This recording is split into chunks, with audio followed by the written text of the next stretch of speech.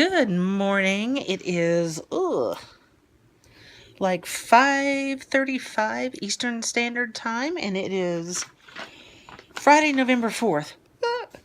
Okay, so today is my second treatment. Feeling good. The only thing is it starts at 8, so maybe you're asking yourself, you have no hair.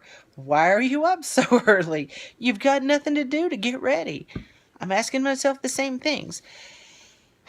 What happens is I have to take a steroid called, let me look it up here because I will lie to you and I will say it wrong, but I think it's dexamethasone. And so it helps keep me from being sick while I'm taking the chemo. So I have to take that 12 hours before my treatment. So I have to take it at 8 p.m. and then 6 hours before treatment, which is at 2 a.m. And so I don't know if any of you all have ever taken steroids. Beyond medical things, I had never have. So apparently they make you jittery and unable to sleep. So I've been up since about 3:30. Things are really clean at my house. Got lots of emails sent, so my supervisor is probably like, why in hell are you up at 3:30 in the morning emailing me? You know I'm not going to answer. But he might. He actually might. I don't know. I think he is a robot and doesn't sleep. He's like very efficient.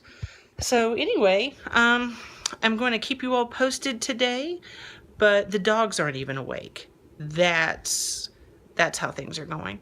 So I'm going to go and pick up some bagels for the oncology nurses, and it can never hurt to bribe them. Just saying, they can give you things like Tegaderm patches to keep the other patches on. So just in case they want to slide off like my other patch did last time, I can bribe them. I brought you a bagel. You can give me some extra tape. So anyway, I'll keep you posted and maybe do some woman on the street interviews with some other chemo people. But we'll see. We'll see who's there today. It's sort of like a country club. Sometimes people are nice. Sometimes they're not. Sometimes they're adorable. Sometimes they're just flat out asleep. So we'll see how it goes. So good morning, sunshines.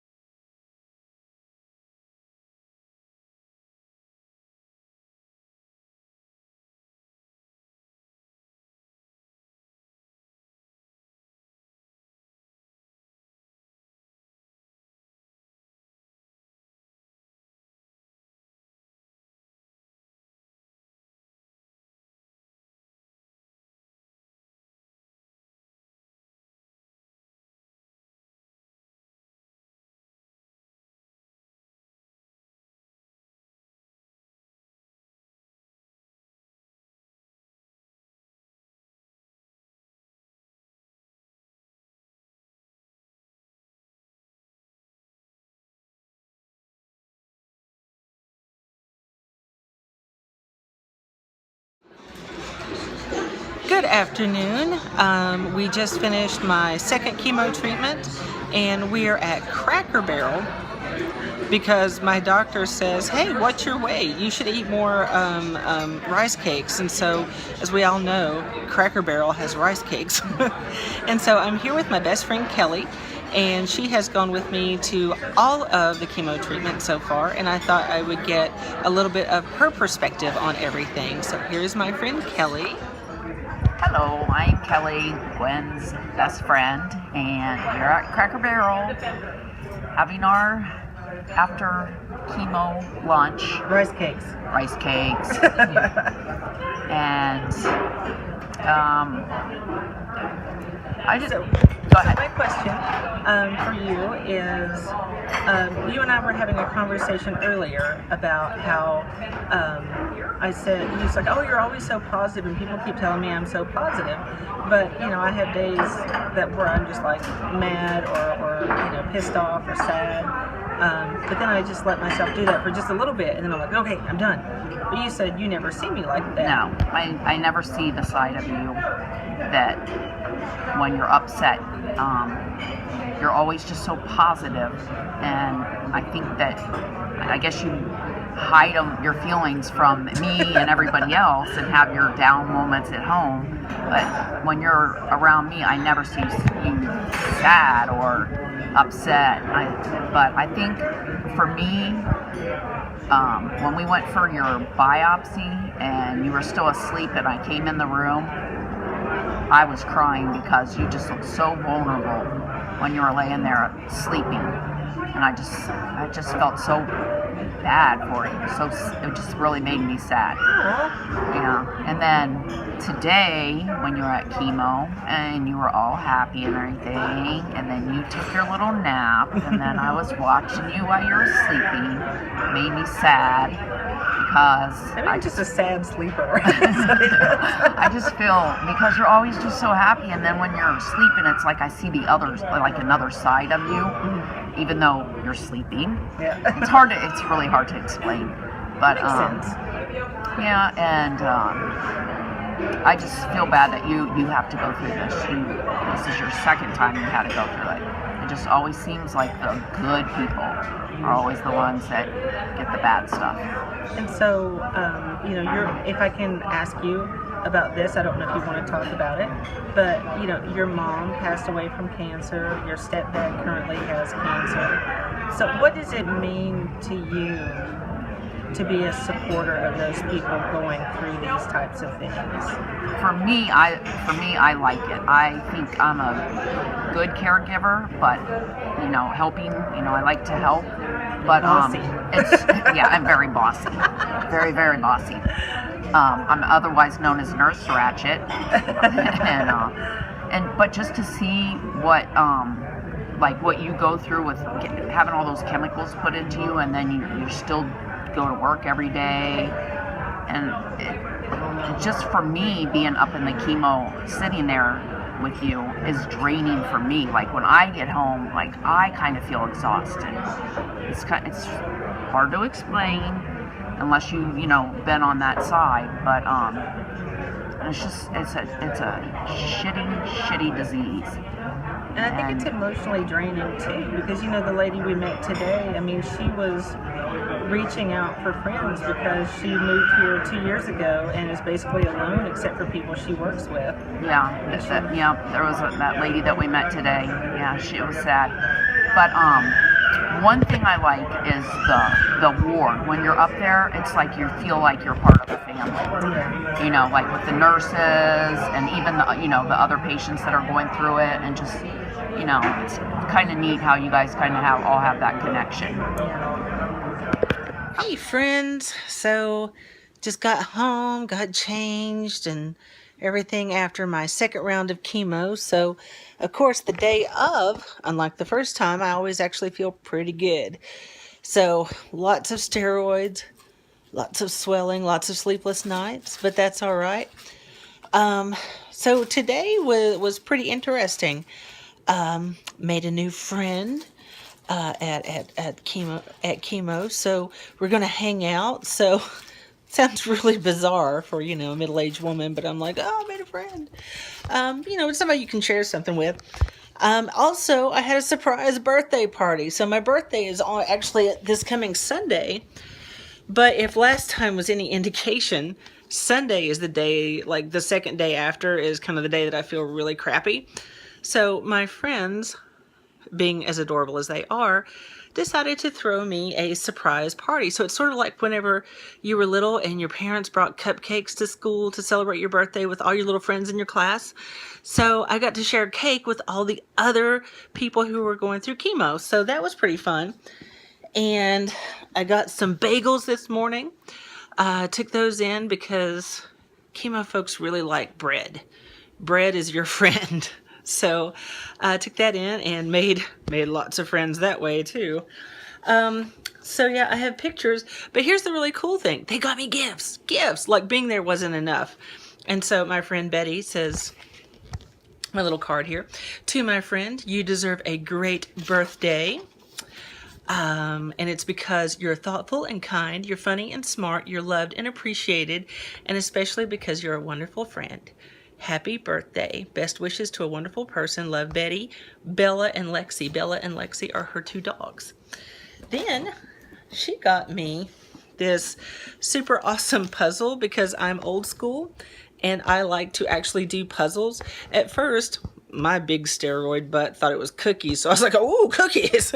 But it's actually a Victorian Santa's puzzle, so it looks like it should be fairly intricate, so I'm pretty excited to dig into that.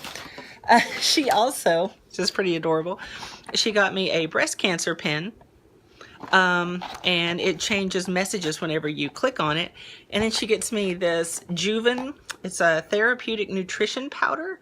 It's key nutrients to support tissue building. So this is fruit punch, and what's better than fruit punch? Crystal Light fruit punch, my friends. That's the only thing in the world. Then my friend Kelly knows my absolute love of Frankenstein, the movie, the book, the monster, the bride. My kitchen is decorated in Frankenstein's monster and bride. So she got me this purse. It's green, metallic, like bowling ball bag green. And so it's got the picture from the movie, The Bride of Frankenstein. So that's pretty darn adorable.